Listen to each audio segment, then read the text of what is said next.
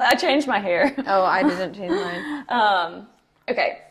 So, yeah, today we're talking about something that I am very passionate about because I'm definitely an all or nothing person and I have to fight this mentality. But today we want to talk about what is health in every domain. What is it actually, not what society tells us health is.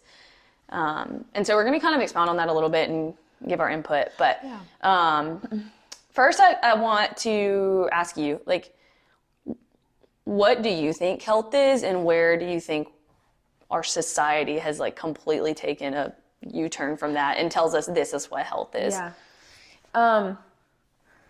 I think health is having a balance between a lot of different things, to be honest. I think society has turned being healthy into something that's purely physical. And that could be, I have to work out, I have to follow this certain diet, I have to do all of these things, and that's truly health. When in reality, there's a lot of other aspects. There's a spiritual component, there's a mental component.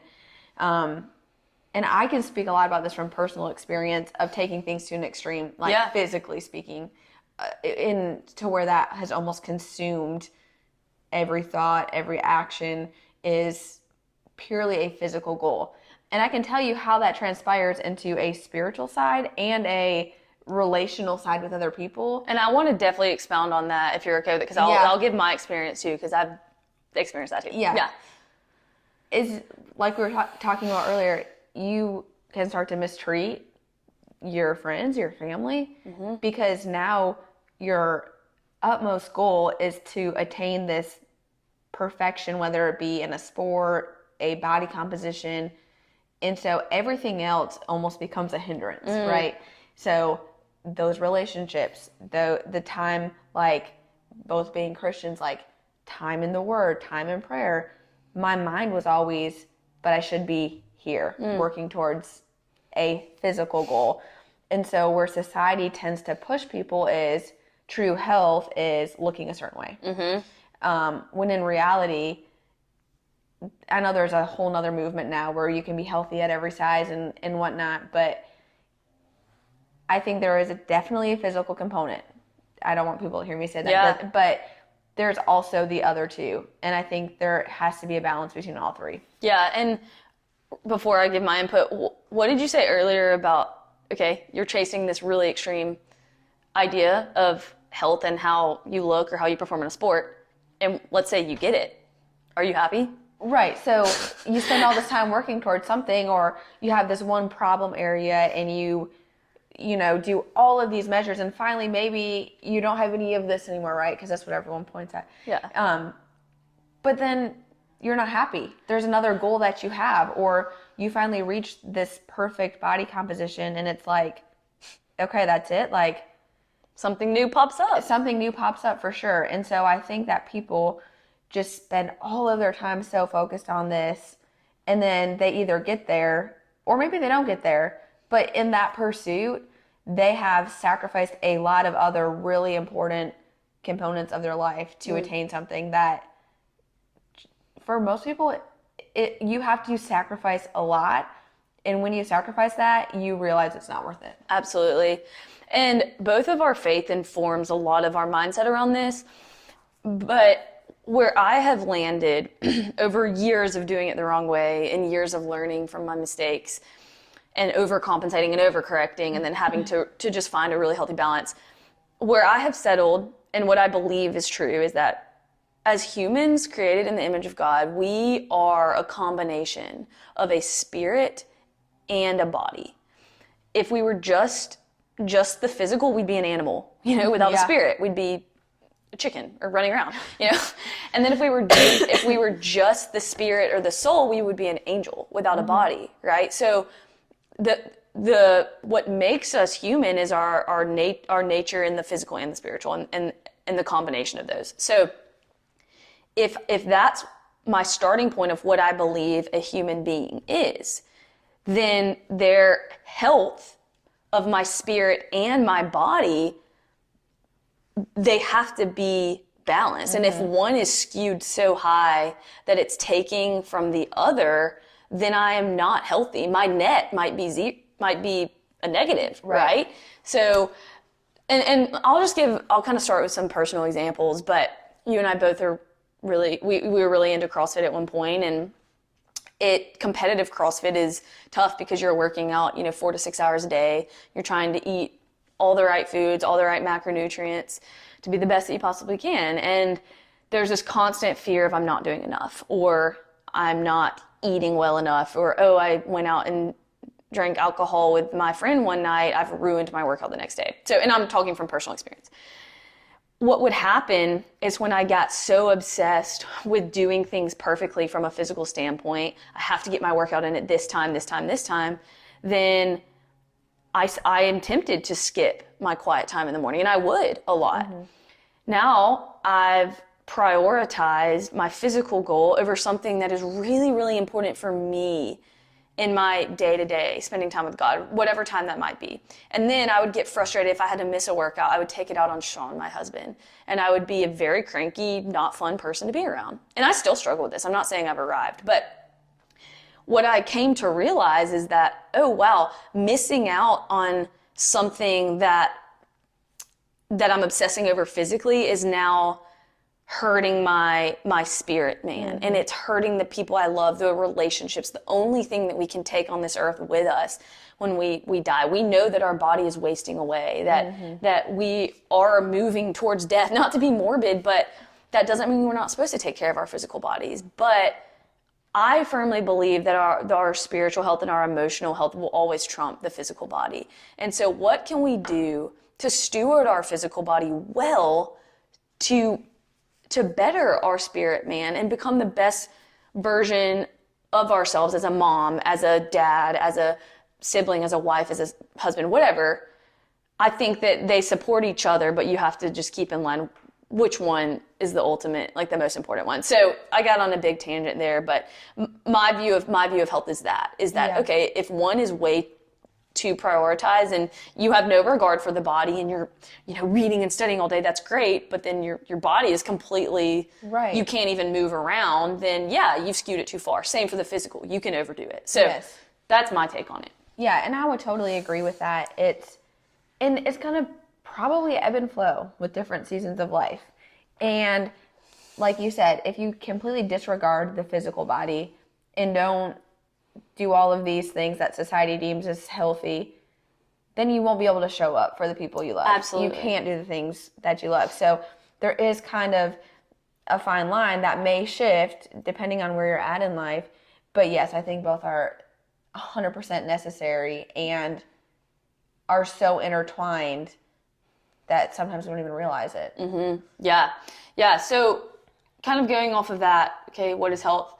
What are some ways that we can maybe shift our mindset to balancing both and saying like, okay, I can be okay with the fact that maybe I didn't get a workout in today because, the baby was crying and I was up all night or whatever. Like, let's kind of just talk through together some practical strategies of how we can maybe shift away from the just over obsessing over the physical and what culture tells us is a successful day. Yeah. And it's hard because you never know who's listening. Yeah. So I think we both come from the mindset of we will, and I can speak because I know you're the same way, we will always err towards the side of being overly disciplined in the sense of like with workouts and nutrition. And so I know there are people that also have that. So for us, a little bit more leniency in the plan is probably what we need. And then there are going to be people on this side. That's a great point. Who are lenient to almost a fault where now they have an excuse for every time why they shouldn't do something. They need structure. So they need a little bit more structure. So I want both people to take away maybe something a little bit different. And if you are someone who you get 2 hours of sleep, you didn't have time to eat dinner, and you're fighting a sickness, but you're like, I need to get to the gym. Like, maybe a day off is what you need. And for the person who, had a little bit of a stressful day at work, got great sleep and ate every meal, but then just I just want to go home, you might need a little bit more of a plan. So it's finding out what your tendency is, being honest with yourself. A coach can help too. Yes, there. yes. What is my tendency? In whatever it is, having some type of plan does help. I have found that having a plan helps. Now, do you live and die by your plan? No. I mean, you have to have room to swing if life happens, but you need some type of a framework to live your days by. Absolutely. Or else every little situation is going to cause you to be all scattered. So coming back to, like, if you are a person who works out, maybe you have planned to go to the gym. That doesn't happen because daycare gets canceled. So now you're at home with your child.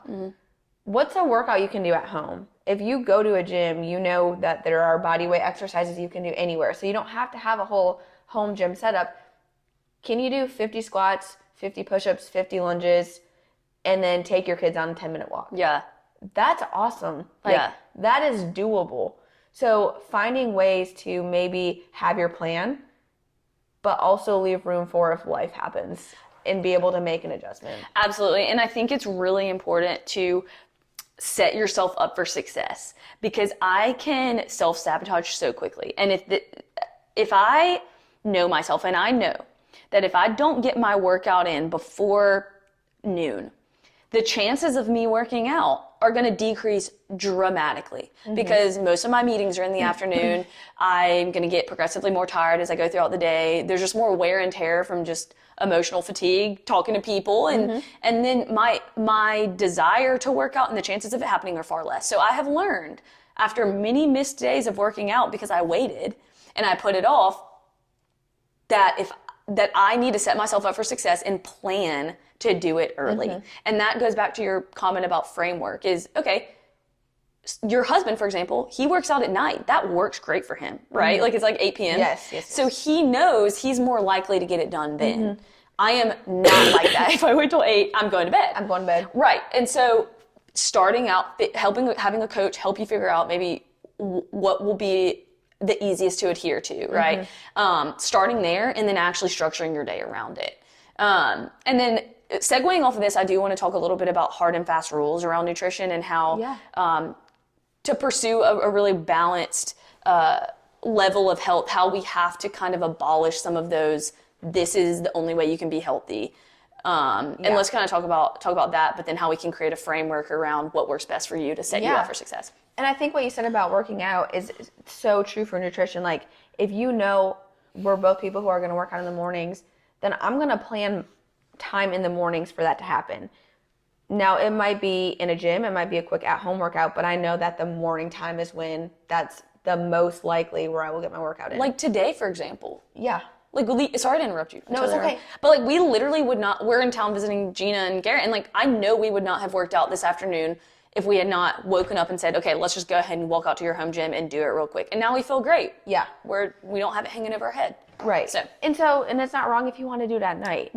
It's just, this is what we prefer. Absolutely. So just like you're going to maybe structure your day around your workout time-ish in a roundabout way, your meals, the same thing, like having a framework. You're going to structure your meals maybe around protein if you know that's the hardest thing for you to get in, or vegetables if you struggle with that. It's not a hard and fast rule, but it's saying, okay, I know that my tendency is to maybe skip out on the protein, or I'm not prepared. So you plan your days around the protein at your meals, just like you plan your day around your workout in the morning, afternoon, or evening. Absolutely. And I think we can kind of spitball some of these hard and fast rules and make some comments on them real quick. But a common one I hear is, okay, I never eat past 7 p.m. I'm doing really good because I never eat past 7. Okay, what happens when you have a work party or your client stays late and you get home at 7 and you haven't had dinner yet? So that hard and fast rule is now completely going to ruin your next day, because you've said, I can't eat past 7, knowing you haven't had enough calories in general that day. You're not even close to your protein goal. So you opt to just skip. And then now the next day you're going to wake up starving. You're going to be ravenous. You've now created this cycle of a downward trajectory because you just stuck to this hard and fast rule that actually makes no sense, right? where did that come from? People tell me all the time, I'm doing great because I didn't eat, the kitchen's closed at 7. I'm like, your body doesn't magically put on fat at 7:30 as opposed to if you ate at 6. Right? So being okay with, all right, maybe it's helpful for you to close the kitchen at 7 for 80% of the time, right? But knowing that that is not why you're healthy, it's okay, the whole day, the whole week, how that made me successful in my other health habits or jeopardized me in my other health habits. Right. So coming home from that later work day and being like, okay, I can still have dinner outside of my normal hour. This is not the norm. It's not usually what works best for me, but that's totally fine because my day was different than normal. So that's a common one I hear. Yeah. That's a hard and fast one. Yeah. And I hear a lot of like the opposite of not eating, but it's in the morning. Like I'm skipping breakfast. Like I do my really hard workout in the morning and then I don't eat until noon.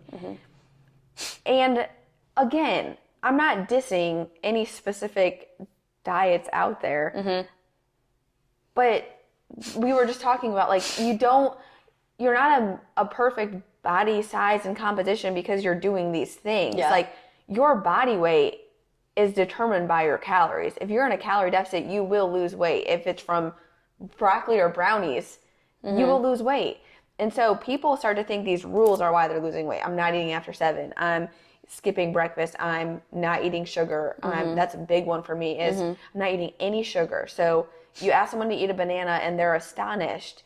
And so just coming back to these food rules, it's like these rules don't make you magically lose weight. Right. Being in a calorie deficit does. Right. And sometimes these rules get you in a deficit. Yes. But then at some point you can't do it forever. And that's what happens with these rules that are so strict is you do it for your 2 months and then it's like, I feel miserable and terrible. I can't continue doing this. So then you stop. So, and I've had a lot of clients tell me coming off of keto or intermittent fasting, again, I'm not saying that these are bad, but I had one client who lost a ton of weight on keto. She was very successful with it. And we had an honest conversation about how she feels like she will never lose weight outside of the keto approach. And I'm like, that makes total sense because the only time you've ever lost weight, it was when you completely took carbs out. But that was just a fancy way of you creating a calorie deficit. Right? So you have to understand that. It was not the magic of taking carbs out. For someone who's done intermittent fasting for a long time and had a lot of success with their eating window being, 12 to 6, that's the way that they found to be most successful in a calorie deficit up until this point in their life. So they're going to psychologically have this predisposition towards intermittent fasting and be wary of adding in breakfast and eating like a normal human, thinking that won't work, when in reality you can absolutely create the same calorie deficit eating in a normal way with breakfast, lunch, and dinner and snacks. So I think we're just conditioned with the first approach that's ever worked for us. We're conditioned to thinking that that's the only way we can ever create a calorie deficit again, when in reality the objective truth is that the way you lose weight is just a calorie deficit. However, you're successful with it. Yes. So, but the companies who sell you these products cannot market that because then they wouldn't make money. Right. And we have to always remember what these companies' underlying motive is, and it's to sell a product. That's how they're making money. The keto cereals and brands and Optavia and all of these things. Optavia's food's not different than their protein bars, not different than Special K's protein bar. But what happens is people think that they can only lose weight eating these specific foods and diets, but it's because now they're eating less calories. Absolutely. So it's just a fancy like mind trick. Yes. So and it's harder to do it the way that we coach people, to teach people how to manage 3 meals a day with maybe 2 snacks in between, maybe without even tracking. If someone wants to get off of tracking and figure out how to do that sustainably and still create enough of a calorie deficit to, over the course of their life, keep the weight off, then that's hard because you're adding in the psychological, you're adding in the food awareness piece. Yeah.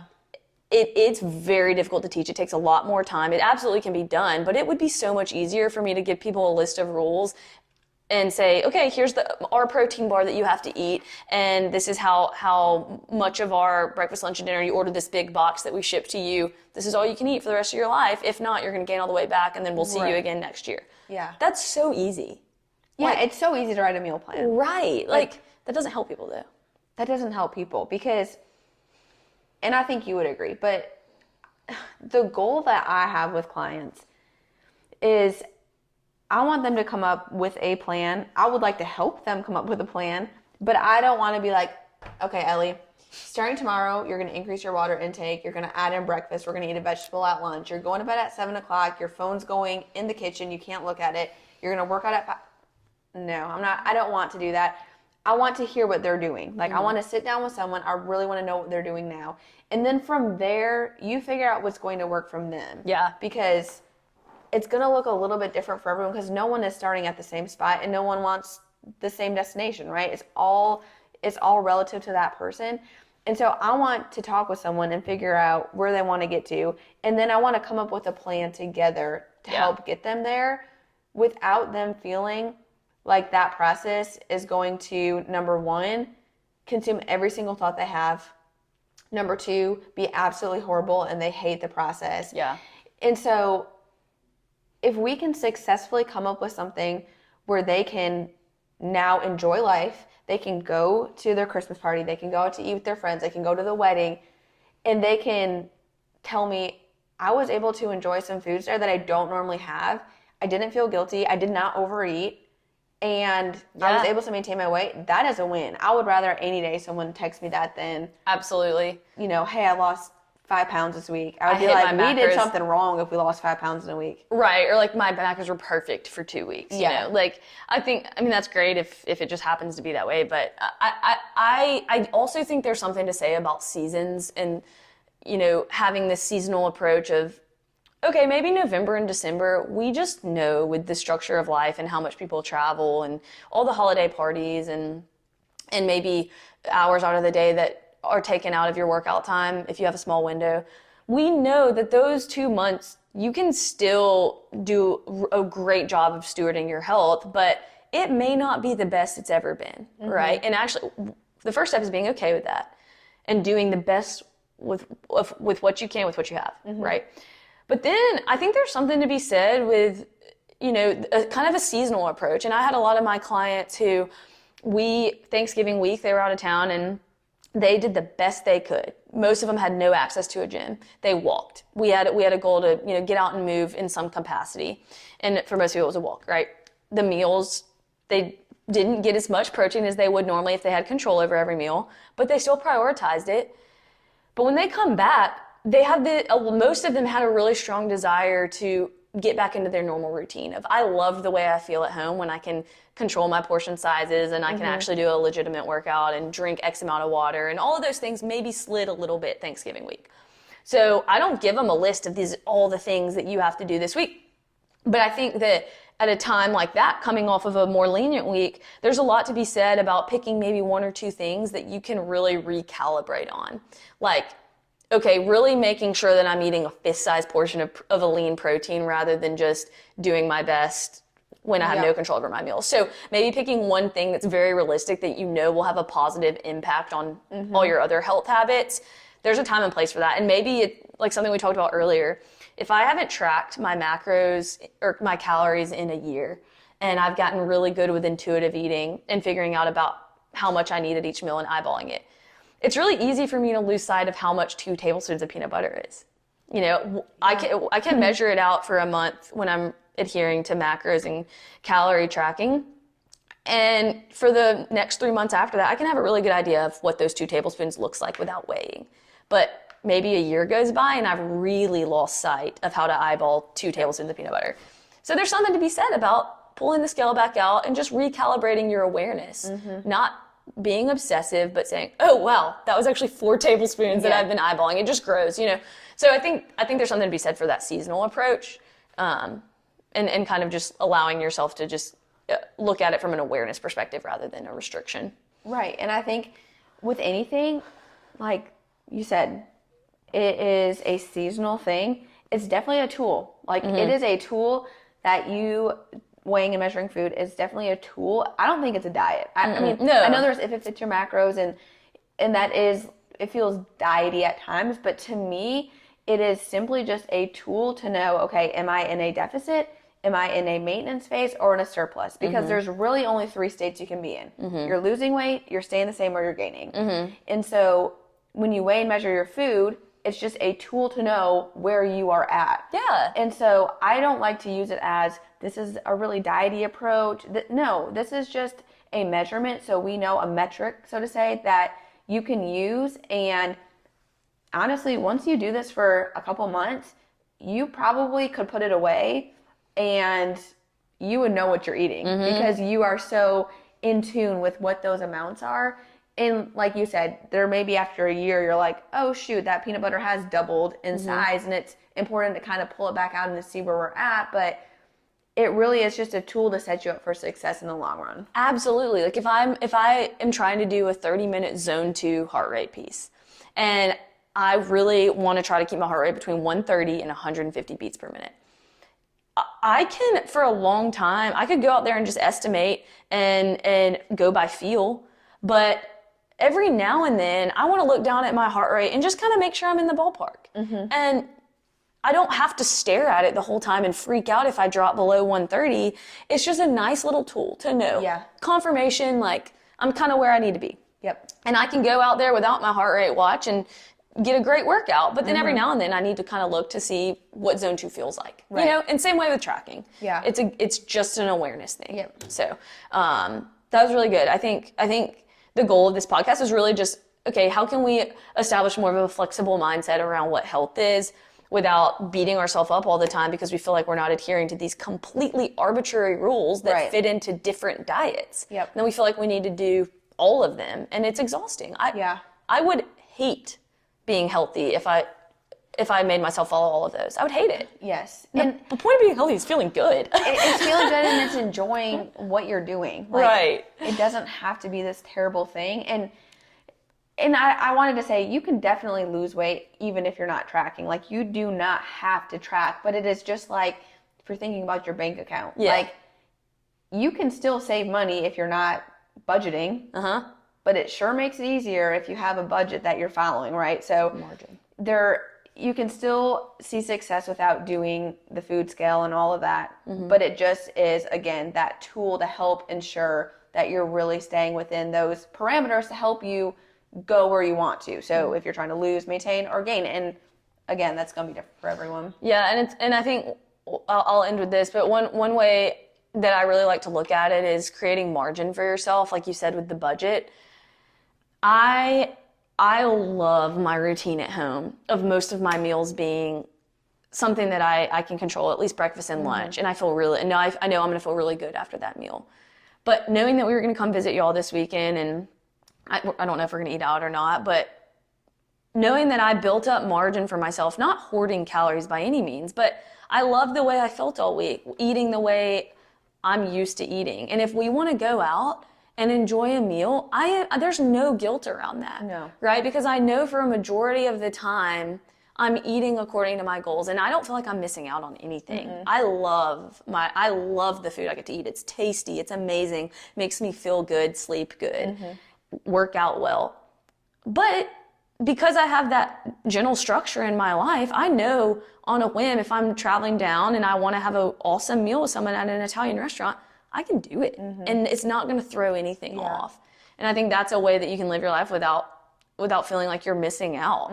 It's part of the balance. I mean, it absolutely is. And like building margin, like being wise with your budget so that when a purchase comes along that's a bigger purchase that you really want to make, and that something that is a responsible purchase. It's worth it to you. It's worth it to you. It's worth it, but you're not breaking the bank because you spend money without having a budget for your entire life. You've accounted for it. Absolutely. And I think that's a really good analogy. So anything else you want to say? I think I'm good. Okay, that was a good one. Yeah. Good job, Jean. I love it.